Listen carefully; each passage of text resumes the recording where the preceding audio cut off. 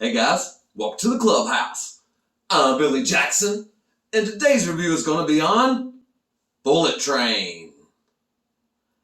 Okay, now when I first saw the previews for this in the theater, I was super excited about it. It looks like a lot of fun. You got action, you got Brad Pitt, who's a phenomenal actor. So I could not wait for this movie to come out. Now, when I started seeing some reviews for it, they were kind of mixed. People had a lot of fun with it. They said, a lot of people really liked it, and some people didn't like it at all. So how did this movie affect me? It didn't affect me at all.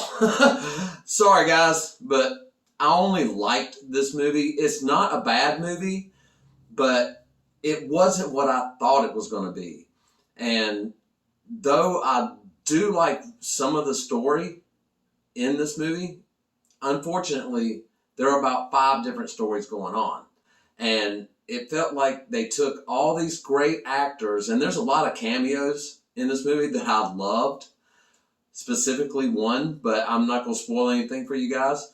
But it felt like they threw all these actors in, they threw these storylines in, threw them in a blender and just mixed it up and then just poured it out into the theater.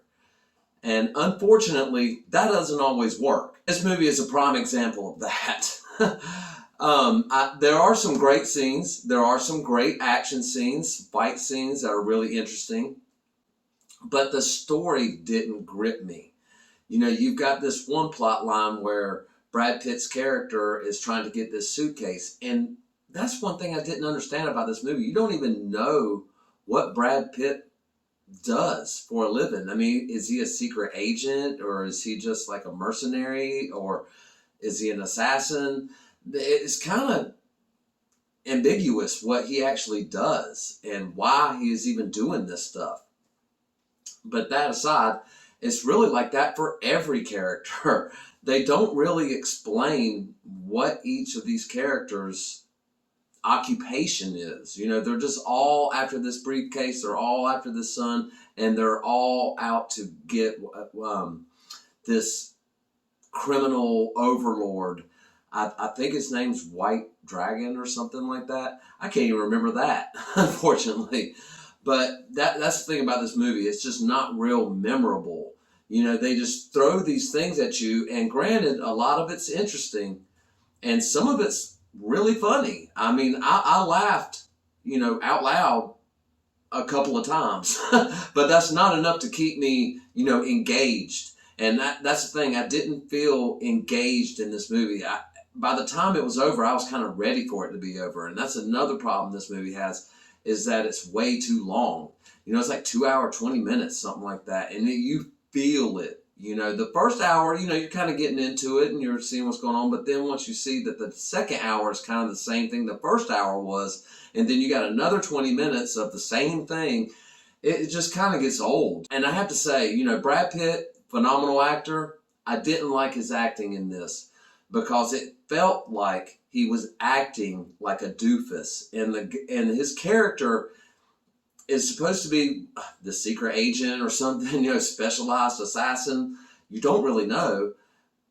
But he's also a doofus. And how would you get to that kind of position, being a doofus like this? And it just didn't make sense. A lot of this movie just did not make sense at all. You've got a kid who's kidnapped and they're holding him for ransom, and they've got this briefcase that's held for ransom. And they're, like I said, they're all trying to kill this crime overlord. And the overlord is trying to kill everybody on the train. And it's just ridiculous. It just seemed like there was just too much story, too many stories, I guess I should say, thrown into this thing and just thrown at you and go, here, y'all figure it out. And I couldn't figure it out. And like I'm saying, guys, I know it sounds like I'm saying this is not a good movie.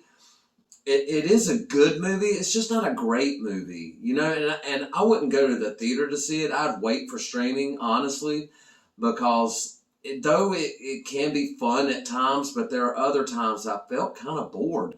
And the way the trailers make it look like it's just going to be action-packed the whole time, but it's just really not. I did like how they introduced characters with kind of like a title card, you know, like the Hornets, you know, Ladybug, Lemon and Tangerine. And honestly, Lemon and Tangerine were the most interesting part of the whole entire movie. And there's these two brothers, and one's black and one's white, and people give them a hard time about that because they're called the twins.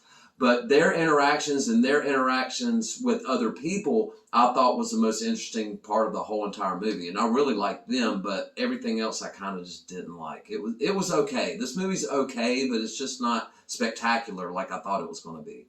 But anyway, those are my quick thoughts on this movie. I would definitely wait for streaming, but it's not all about what I think. What do you think? Have you seen Bullet Train? Do you plan on seeing it? Let me know in the comments below. Remember to like my videos and subscribe to my channel. And as always, make yourself happy every day. And the only way to do that is to remember the only thing stopping you is you stopping. Bam!